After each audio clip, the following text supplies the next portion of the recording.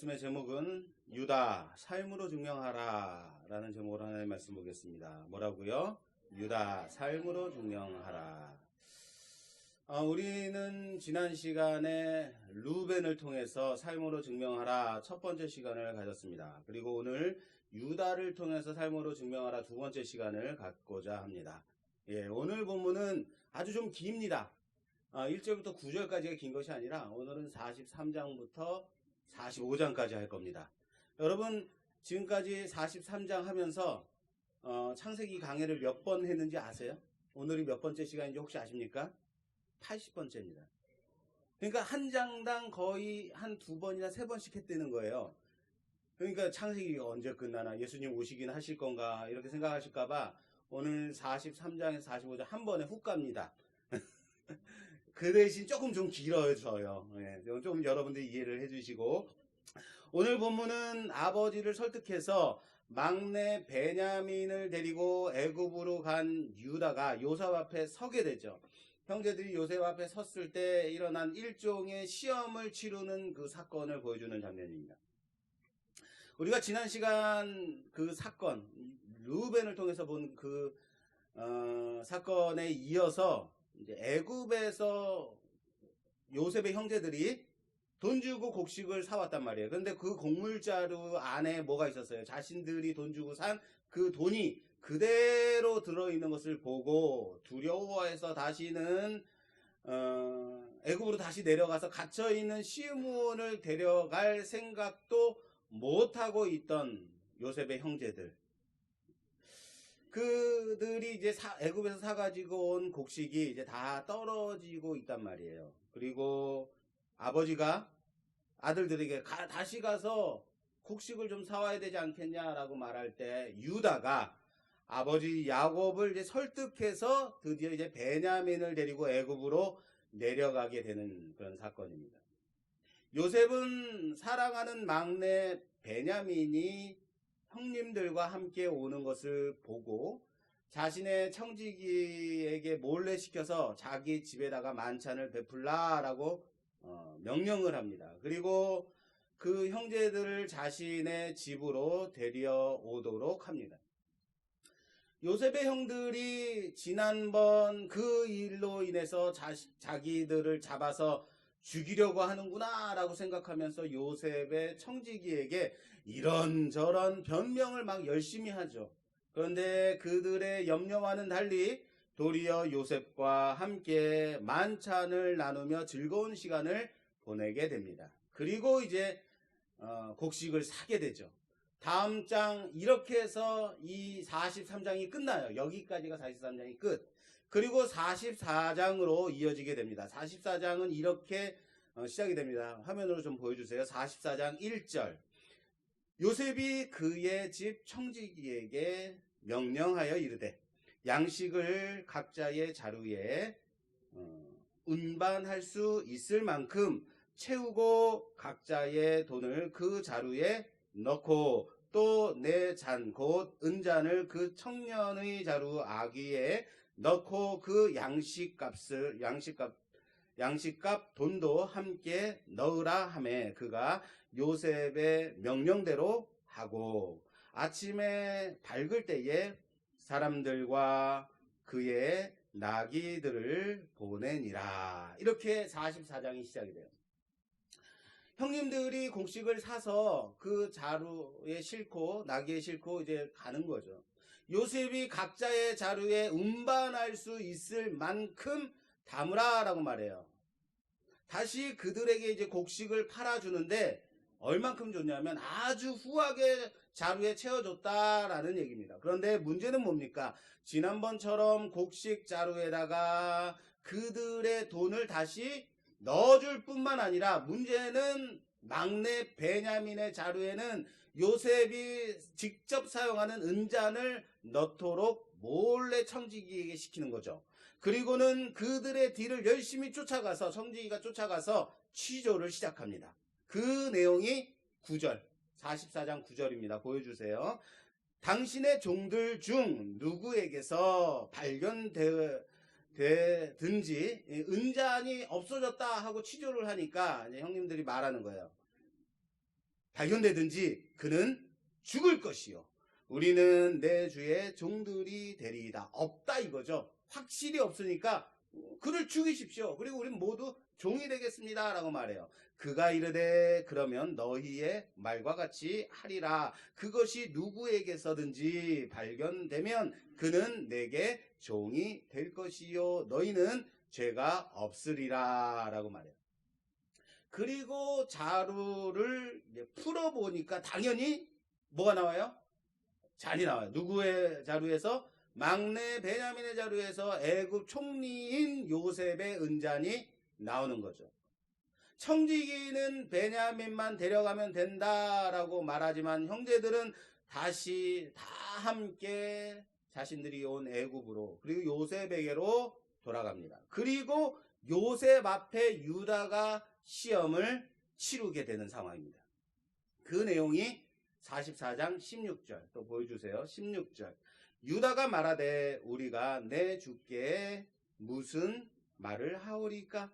무슨 설명을 하오리까? 우리가 어떻게 우리의 정직함을 나타내리까? 하나님이 종들의 죄악을 찾아내셨으니 우리와 이 잔이 발견된 자가 다 내 주의 노예가 되겠나이다. 요셉이 이르되 내가 결코 그리하지 아니하리라. 이 잔이 그 손에서 발견된 자만 내 종이 되고 너희는 평안히 너의 아버지께로 도로 올라갈 것이니라 라고 말해요. 이제 시험이 시작된 거예요. 그리고 이어서 장황한 유다의 해명이 시작이 됩니다. 자신들이 얼마나 잘못 살아왔는지 그리고 아버지가 사랑했던 그 요셉을 잃고 아버지가 얼마나 상심이 컸는지 그리고 이 베냐민마저 잃게 되면 자신들의 아버지께 큰 생명에 큰 위협이 될 것이라는 것을 마지막으로 얘기하고 이 44장이 마무리가 됩니다. 이 44장 마지막 절 33절은 유다의 말이 이렇게 마무리가 돼요. 유다가 말합니다. 이제 주의 종으로 그 아이를 대신하여 머물러 있어 내 주의 종이 되게 하시고 그 아이는 그의 형제들과 함께 올려 보내소서. 그 아이가 나와 함께 가지 아니하면 내가 어찌 내 아버지께로 올라갈 수 있으리까 두렵건대 재해가 내 아버지께 미침을 보리이다 라고 유다가 말해요. 유다가 뭐라고 그래요? 베냐민을 대신해서 내가 당신의 종이 되겠습니다. 그 아이는 올려보내달라라고 말해요.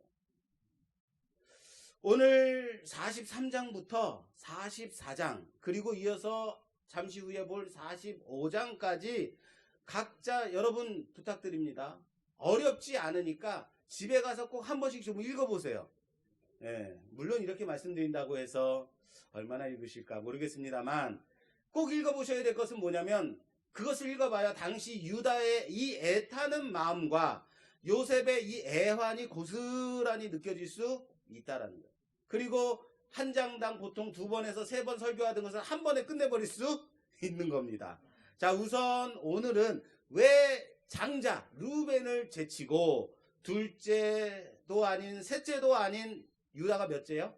넷째 유다가 시험을 치르고 있는가? 이것을 좀 살펴보려고 합니다. 왜 유다가 이 시험을 치르고 있을까? 유다가 치를만 하니까. 결론적으로 말씀드릴게요. 유다는 자신의 삶으로 증명했기 때문이다 라고 말할 수 있습니다. 무슨 말이냐면요. 루벤은 자신의 삶으로 증명했다, 증명하지 못했다.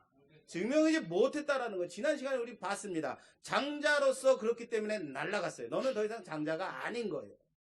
둘째 시므온과 셋째 레위는 그 잔인함으로 세겜 땅의 사람들을 진멸해서 그들의 장자권도 날아가죠. 그리고 요셉은 애굽에서 먼저 보내심을 받은 자로서 증명받고 살아갑니다. 요셉은 증명받아요. 그리고 오늘 드디어 유다가 자신의 삶으로 증명하는 사건이 오늘 사건이라는 거예요. 좀 추우실 것 같은데 요거를 조용히로 좀 눌러주세요. 에어컨 좀. 그리고 이후로는 장자의 명분을 받은 요셉이 장자의 명분을 받게 돼요. 그래서 야곱이 49장에 가면 자식들에게 축복을 하는데 다른 자식들에게는 한 명씩 축복하지만 요셉의 아들들 므낫세와 에브라임 두 명에게 축복을 해요. 이 두 명에게 아버지가 축복했다는 얘기는 뭐냐면 두 몫을 주었다는 얘기예요. 축복의 두 몫을. 두 몫을 주었다는 얘기는 장자는요 언제나 다른 형제에 비해서 두 몫을 갖게 돼 있어요. 그러니까 앞으로는 장자의 명분은 누가 갖는다? 그렇죠. 요셉이 갖는다라고 설명을 하는 거예요. 앞으로는 두 지파 므낫세와 에브라임 그리고 유다의 역사로 성경이 계속해서 이어지게 된다라는 거예요. 우리가 사사기, 사무엘서, 열왕기서 그리고 역대기서를 보면 요셉의 아들인 에브라임과 유다의 족속의 역사가 계속해서 나오게 돼요.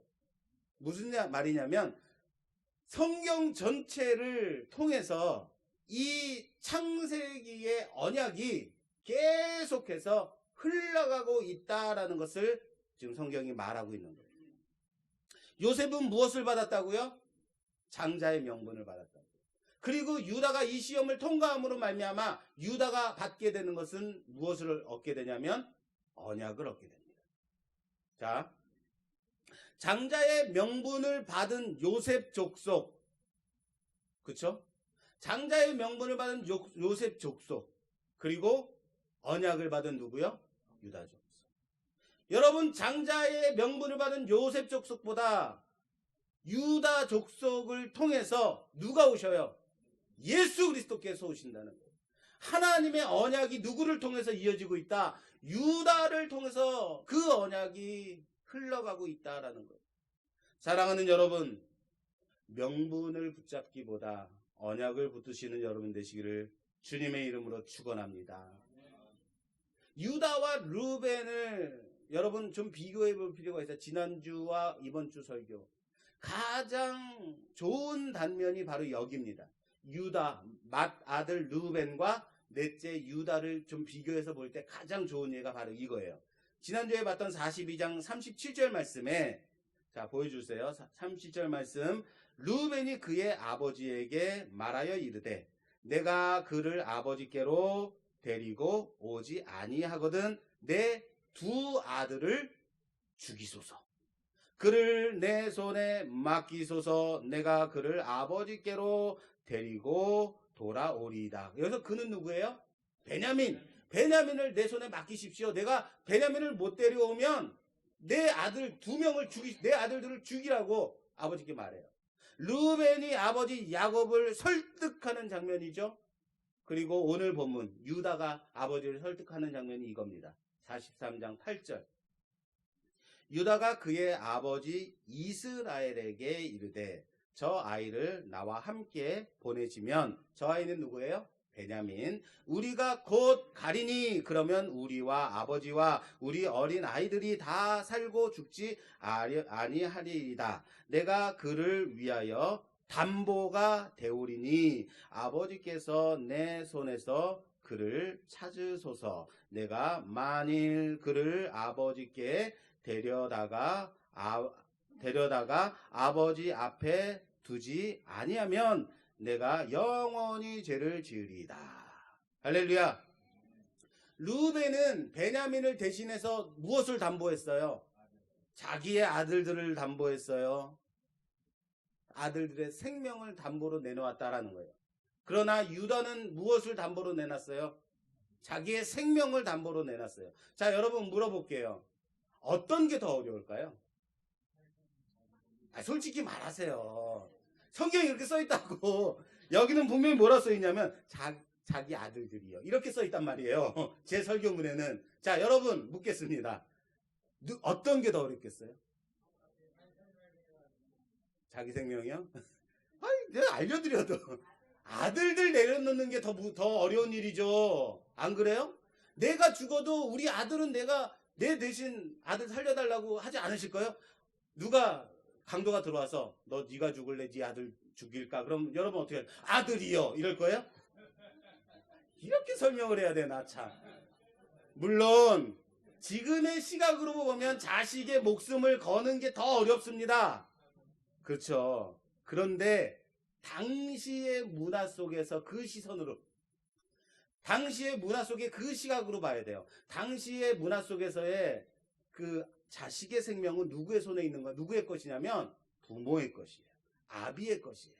그렇기 때문에 자 이렇게 말하면 돼요. 루벤은 자신의 것을 담보로 놓았지만 유다는 무엇을 놓았어요? 자기 자신을 담보로 내놓은 거예요. 다시요. 루벤은 내 것을 내놨지만 유다는 무엇을 했다? 나를 내놨다라는 거예요.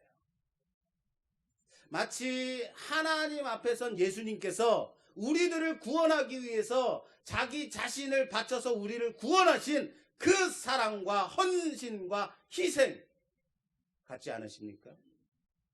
물론 유다는요, 그나마 형제들 중에서 낫다고 평가되어지는 유다임에도 가나안 땅에서는 어떻게 살았어요?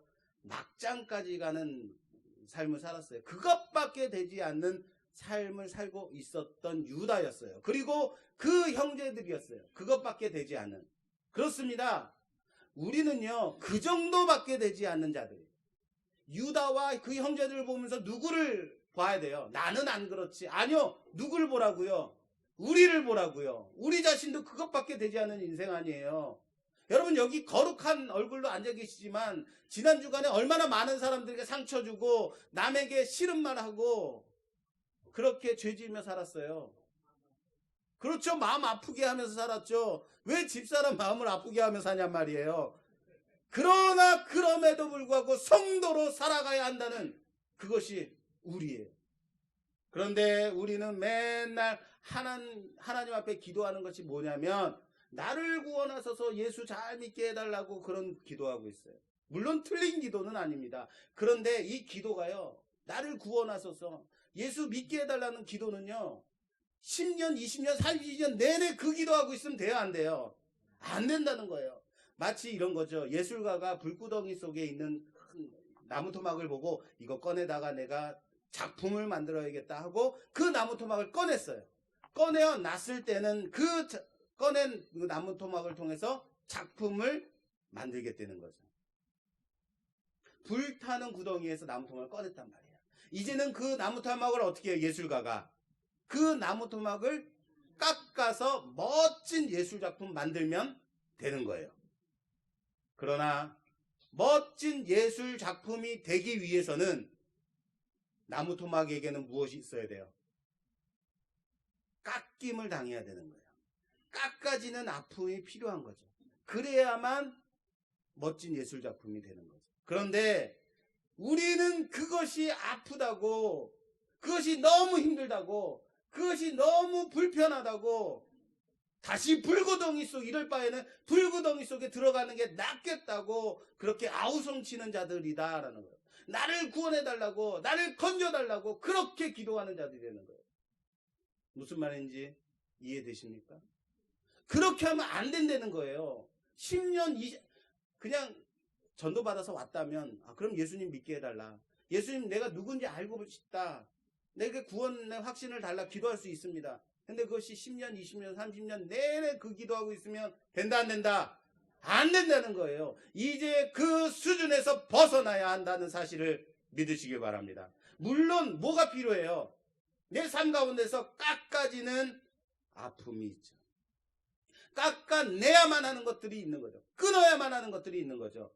이미 선택을 받아 불구덩이 속에서 죽음에서 건짐을 받았단 말이에요. 구원을 받은 그 백성으로 이제는 살아가야 하는 그 싸움 해야 된다는 사실을 믿으시길 바랍니다.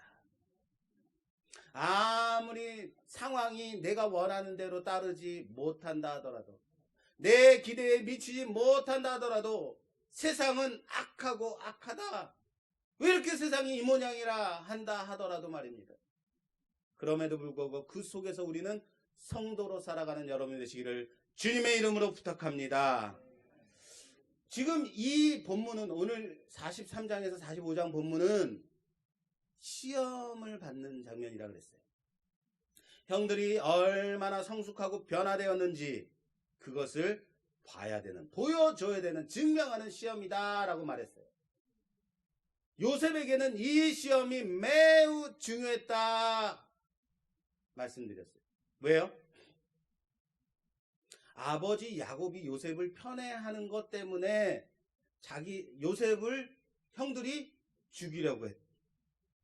자기를 죽이려고 했던 그 형들이 변화되지 않았다면, 지금도 여전히 그 모양 그 꼴이라면, 지금 이 시험 속에서 그들이 또 자기 동생 베냐민마저도 팔아 넘길 수 있기 때문이죠. 이런 거죠. 청지기가 그 자루에서 은잔을 찾았어요. 베냐민의 자루에서. 형님들이 옛날에 그 형님이라면 어떻게 해요? 아, 이런, 왜 그거 거기서 나왔지? 베냐민 너 왜 그랬어? 아쉽지만 정 그렇다면 할 수 없죠. 우리 베냐민, 우리 동생을 데려가셔야죠. 이놈이 죄를 지었는데 우리는 뭐 그럼 돌아가 보겠습니다. 싹 돌아서서는 썩소를 날리면서 휴 살았다, 알턴지 빠졌다, 이러지 않겠습니까? 변화되지 않았다면, 그 모양 그 모습 그대로라면. 무슨 말인지 이해되세요? 형님들이 변화됐는가요? 형님들이 변화됐습니까? 변화됐을까요? 안 변화됐을까요? 형님들은 베냐민의 짐에서 총리의 잔이 나오자 자신들의 옷을 찢고 함께 그곳으로 돌아가서 요셉의 앞에 엎드렸다. 할렐루야.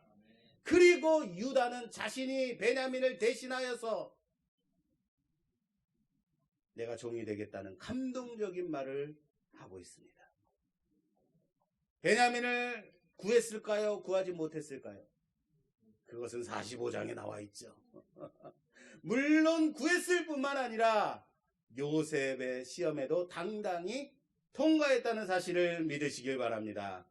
물론 만약이라는 것은 없겠지만, 만약이라는 것은 필요 없겠지만, 그 형님들이 그 베냐민의 자루에서 은잔이 나온 것을 보고 무흐한 썩소를 날리면서 집으로 돌아갔다면, 베냐민을 두고 돌아갔다면 어떻게 됐을까요? 어떻게 됐을까요? 그죠? 사랑하는 여러분, 형님들이 변화됐어요. 그것을 오늘 증명받았습니다. 한동안 제 피부가 참 좋아졌다라고 느꼈던 때가 있어요. 물론 지금 아닙니다. 괜히 와서 만져보지 마십시오. 네. 그때 피부가 이렇게 피부가 좋아졌지? 라고 생각했던 그때는요, 아침에 딱 일어나면요, 얼굴이 푸석푸석했는데 얼굴을 만지면 얼굴이 뽀송뽀송한 거예요. 촉촉한 거예요. 야, 느낌 나더라 이거예요. 그때 제가 아내한테 물어봤어요. 여보, 내 얼굴 피부 좋아진 것 같지 않아? 그랬더니 뭐가 좋아져? 그러나 저는 느꼈다는 거예요. 저는 이거 피부가 좋아졌는데, 정말 좋아졌어? 이렇게 느꼈어요. 그리고 제가 속으로 말했습니다. 피부가 장난이 아닌데. 근데 내가 피부가 왜 좋아졌을까 한번 곰곰이 생각했어요. 왜 이렇게 피부가 좋아졌지? 아내는 인정하지 않지만 왜 피부가 이렇게 좋아졌지? 그러다 하나 딱 떠오르는 게 있어요. 뭐냐면 그때 당시에 시력이 너무 떨어지기 시작했어요. 시력이 많이 떨어졌는데 이거 안 되겠다 싶어가지고 열심히 영양제를 찾아서 먹었어요. 눈에 좋다는 것, 루테인, 오메가3, 블루베리, 뭐 눈에 좋다는 건 다 찾아서 꼬박꼬박 먹었어요. 그런데 좋아지라는 눈은 안 좋아지고 더 나빠지고 피부가 좋아졌더라고요. 기가 막힙니다 이거. 계속 이거 영양제를 먹어야 되나 먹지 말아야 되나 고민되더라고요. 지금은 그래서 먹지 않고 있습니다. 근데 여러분, 영양제가 효과가 있었을까요? 효과가 있었던 거예요. 아니, 효과가 대단한 거죠. 왜요? 피부가 좋아졌으니까. 단지 내가 원하는 대로 되지 않았을 뿐이다. 할렐루야. 간혹 우리는 왜 나에게 이런 일이 일어나야만 하는가? 이것이 시험이라면 하필 왜 이런 시험을 내게 주십니까? 라고 생각하던 때 있어요, 없어요?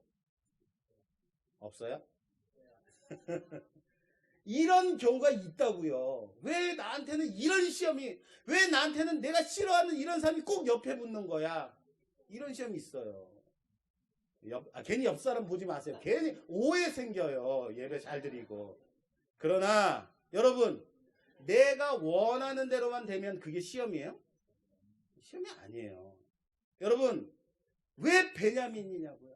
형님들 생각했을 거예요. 왜 하필이면 베냐민의 자루에서 그것이 나왔을까?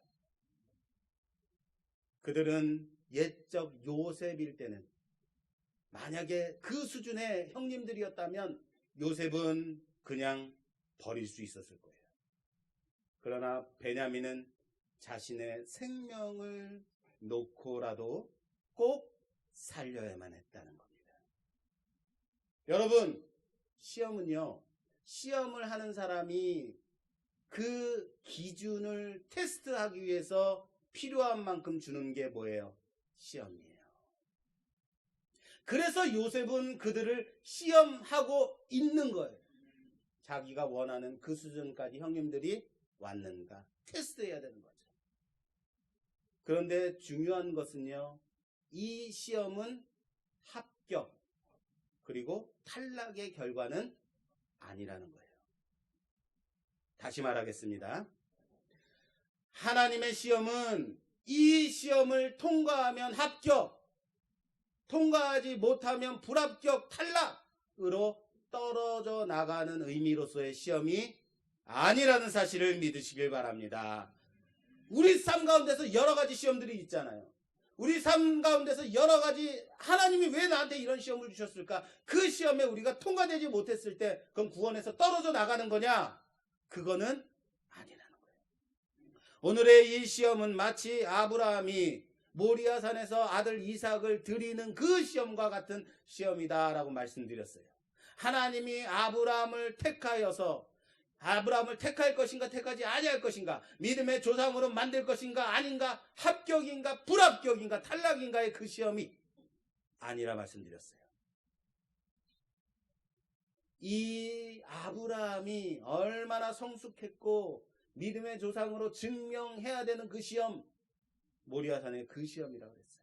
얼마나 변화됐는지 성장했는지 얼마나 나 하나님을 신뢰하는지 그것을 증명하는 시험이라고 했어요. 그렇습니다. 그것을 보여주는 시험. 증명의 자리였다라고 말씀드렸어요. 하나님은 누군가를 떨어뜨리기 위해서 일부러 시험을 주시는 하나님이 아니라는 사실을 믿으시길 바랍니다. 하나님의 계획은 이제 이스라엘 야곱의 이 아들들, 야곱의 온 가족들이 요셉이 자리 잡은 이 애굽 땅에 내려와서 이곳에서 인큐베이팅 돼서 큰 민족을 이루게 할 그 계획, 그 시기가 찼다라고 계획하신 겁니다. 그리고 요셉은 충분히 먼저 보낸 자로서 삶으로 하나님 앞에 검증을 받은 겁니다. 그러나 가나안에 있는 형님들은 얼마나 준비가 되었는지를 증명해 볼 필요가 있었던 겁니다. 그리고 그 안에 있던 형님들 속에 있던 요셉으로 인한 죄책감에서 그 죄책을 해결받아야만 하는 그 시험인 거예요. 형들이 처음 요셉 앞에 섰을 때의 상황을 다시 한번 좀 살펴보고 싶습니다. 지난 시간에 봤던 겁니다. 창세기 42장 보여주세요. 창세기 42장 21절. 창세기 42장 21절 요셉 앞에 처음 섰을 때 요셉이 네 동생을 니네들은 정탐꾼이다 라고 취조할 때 형님들이 이렇게 말합니다. 그들이 서로 말하되 우리가 아우의 일로 말미암아. 이 아우는 누구예요? 요셉. 요셉의 일로 말미암아 범죄하였도다. 그가 우리에게 애걸할 때에 그 마음의 괴로움을 보고도 듣지 아니하였으므로 이 괴로움이 우리에게 임하도다. 무슨 말입니까? 이미 20년 전의 일이에요. 20년이 지난 지금 요셉 앞에 섰을 때 형님들이 자신들이 스파이 정탐꾼이라고 의심을 받는 난감한 상황 속에 빠졌을 때 바로 생각나는 것이 뭐였어요? 그들이 요셉에게 지은 죄. 자기 동생에게 지었던 죄가 바로 생각이 난 거죠. 이것 때문이구나. 아무도 뭐라고 하는 사람이 없었어요. 그럼에도 불구하고 그들이 생각했어요. 뭡니까? 그들 마음속에 뭐가 있었어요? 요셉으로 인한 죄책감이 있었던 거죠. 이런 거죠. 제가 전도사 시절에 교회가 가까운 데 있었어요. 가까운 데 있어서 걸어 다니는 정도의 가까운 곳에 있었기 때문에 수요 예배 시간에 제가 집에서 뒹굴뒹굴 대다가 수요 예배! 깜짝 놀라고 시간에 늦을까봐 허둥지둥 신발을 신고 교회로 막 달려 나왔어요. 그리고 교회로 와서 보니까 양말도 아니라 신발을, 왼발과 오른발을 다른 신을 신고 나왔어요. 세상에. 왼발은 고동색, 오른발은 검정색. 야, 그리고는 예배 시간 내내 저는요 예배를 드리지 못하고 내 발만 쳐다보고 있었어요. 창피해서 고개를 들 수가 없더라고요. 야, 사람들이 이거 보면 어떡하지? 그런데 그 교회는 비장인 교회임에도 불구하고요 아무도 내가 신발을 짝재기로 신고 나왔다고 깨닫는 자가 없더라고요. 그럼에도 불구하고 예배 끝나자마자 인사를 하는 둥 마는 둥 하고 정신없이 집으로 달려왔습니다. 아무도 뭐라고 하는 사람이 없는. 내 안에 뭐가 있었으니까. 야, 이거 부끄럽다. 이거 창피하다. 이런 거 말이에요. 형들이 20년이 지난 지금 요셉 앞에 섰을 때 예전에 그들이 행한 그 일을 생각하고 자책했다라는 것은요, 평소에도 그러한 마음이 자기들 마음속에 쓴뿌리로 남아 있었다는 거예요. 죄책으로 남아 있었다는 거예요. 자기 속에서 가시로 찌르고 있었다는 거예요. 여러분, 죄를 짓고 나면 잘 지었다라고 하는 사람이 있습니까? 있으면 사이코예요. 죄를 짓고 나면요 괜시리 모든 것이 찔리고 괜히 마음이 불안하고 그런 거죠. 잘하시네요. 죄를 많이 잡아주셨나 봐요. 마치 죄송합니다. 예. 마치 우리 아이들이, 자녀들이 평소에 아빠가 딱 집에 퇴근하고 들어오면 아빠 하고 나와서 안기고 인사하고 그러던 애들이 어느 날은 나오지도 않고 눈치를 슬금슬금 눈치를 보는 거예요. 그럴 때면 딱 뭐가 있어요? 지금 뭘 잘못한 거예요. 저는 아침에 일어나면 꼭 뭘 해야 되냐면 우리 강아지 까미를요 시를 시켜야 돼요. 바깥에 나가서 시도 시키고 변도 보고 해야 돼요. 그래서 나가야 돼요. 까미도 그걸 알아요. 그래서 아침이면 기지개를 피면서 침대 밑에서 기어 나옵니다. 그리고는 나가자고 해요. 그런데 어느 때는요 나오지도 않고 침대 밑에서 그냥 슬금슬금 눈치만 보고 있을 때 있어요. 그럴 때는요 분명 나가보면 쓰레기통을 뒤졌거나 밤새 거실에다가 실내를 했거나 그런 거죠. 그래서 주님 내가 죄를 지었나이다 이런 거죠. 뭔지 아시겠어요? 죄의 속성은 이런 겁니다. 피하게 만들어요. 숨게 만들어요. 정죄를 받게 만들어요. 선악을 알게 하는 나무의 열매를 따먹은 아담과 하와가 어떻게 됐습니까? 하나님의 낯을 피했다라는 거예요. 숨었다라는 겁니다. 요셉의 형님들을 생각해 봅시다. 그동안 형제들은 얼마나 찔리고 양심의 가책을 받았을까요?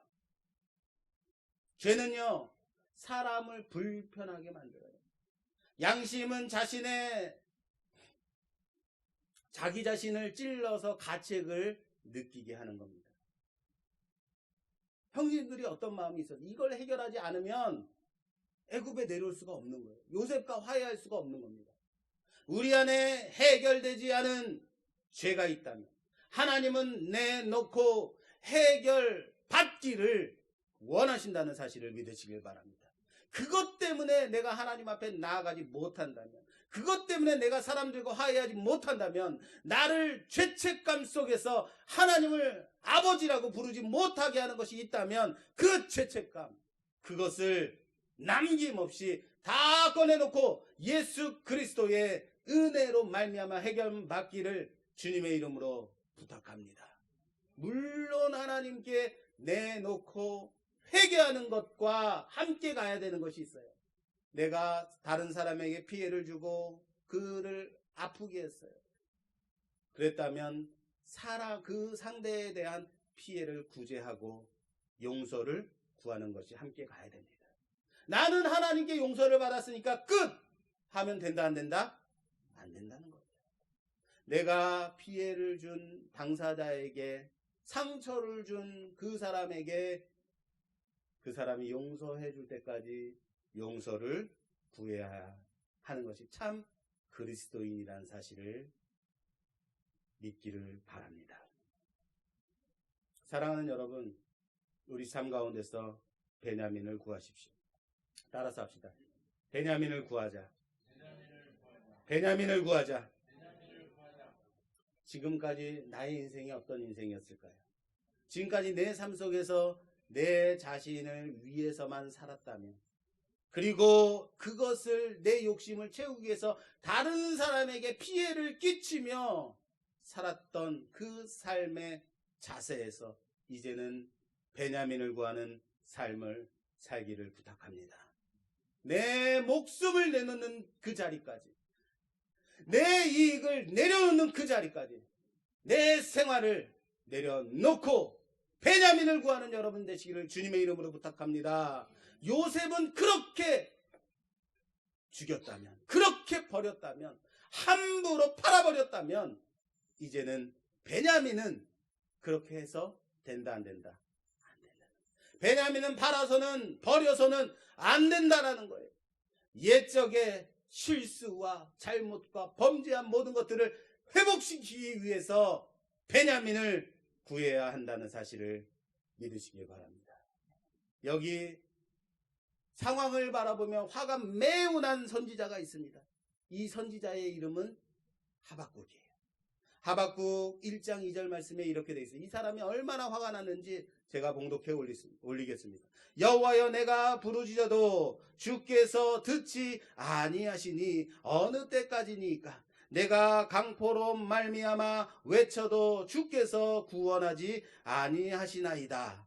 어찌하여 내게 죄악을 보게 하시며 패역을 눈으로 보게 하시나이까? 겁탈과 강포가 내 앞에 있고 변론과 분쟁이 일어났나이다. 이러므로 율법이 해이하고 정의가 전혀 시행되지 못하오니 이는 악인이 의인을 애워쌌으므로 정의가 굳게 행하여짐이니이다. 무슨 말입니까? 하나님, 세상이 왜 이 모양 이 꼴입니까? 라고 말하는 거예요. 왜 세상이 이렇게 악합니까? 나는 정직하게 살고 싶어도, 나는 똑바로 살고 싶어도, 하나님 말씀 붙들고 율법을 지키며 살고 싶어도 왜 세상이 나를 돕지 못하냐 이런 거예요. 세상에서 정의를 행할 수 없는 것, 세상이 악하기 때문입니다. 내 삶은 왜 이 모양 이 꼴밖에 되지 않느냐라고 말하고 있는 거예요. 선지자 하박국. 그런데 이렇게 바락바락 하나님께 악을 쓰던 선지자가 결론에 가서는 그 고백이 달라집니다. 그 고백이 뭔지 아십니까? 우리가 잘 아는 고백.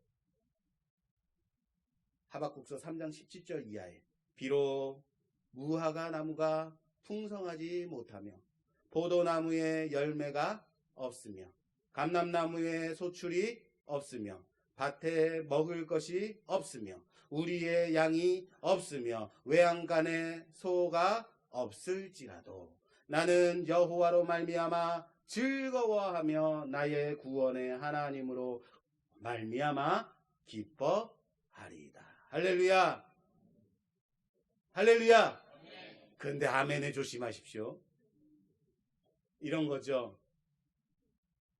예수 믿으면 복 받아요. 예수 믿으면 잘 돼요 라고 해서 교회 왔어요. 믿었는데 사업이 망하고 회사에서 잘리고 병들고 그리고 고생하고 그렇게 자식들을 키워놨는데 자식들이 사고치고 남편은 바람 피고 아내는 춤바람 나고 그냥 부부의 세계 드라마 찍고 있는 거예요.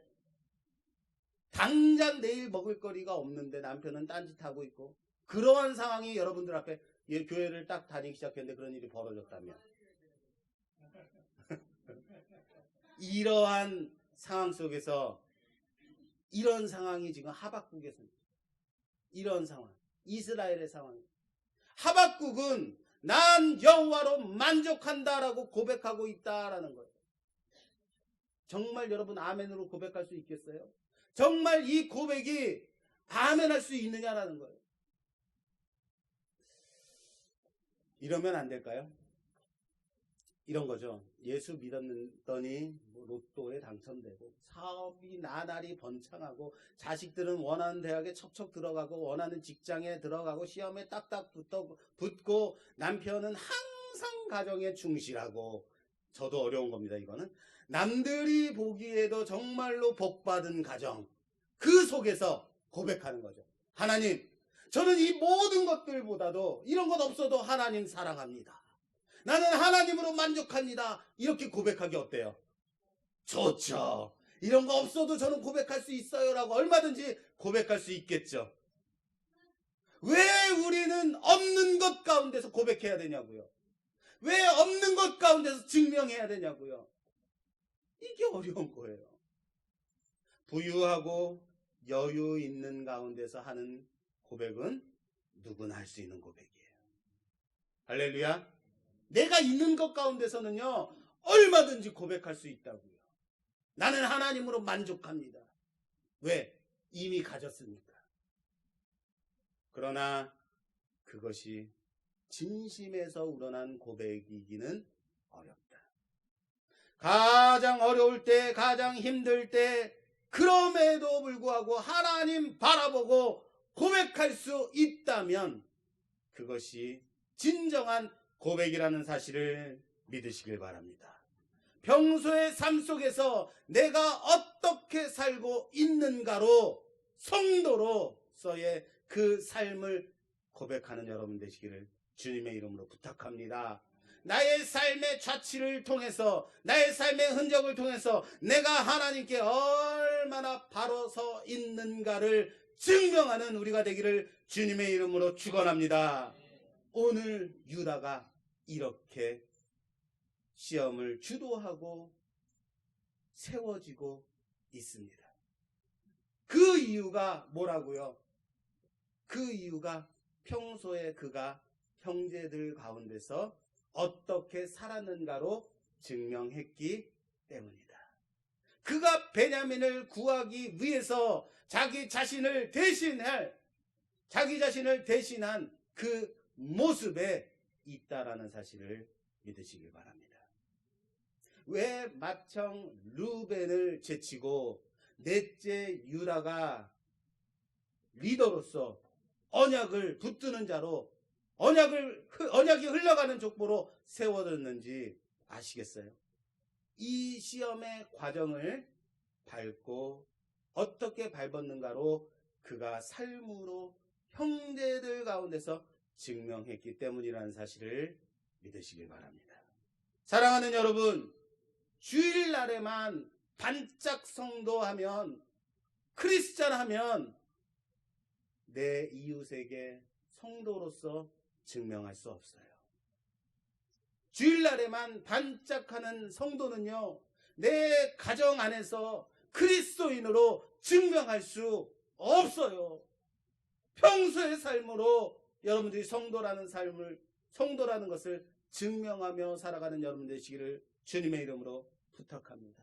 성도로 나타내며 살아가십시오.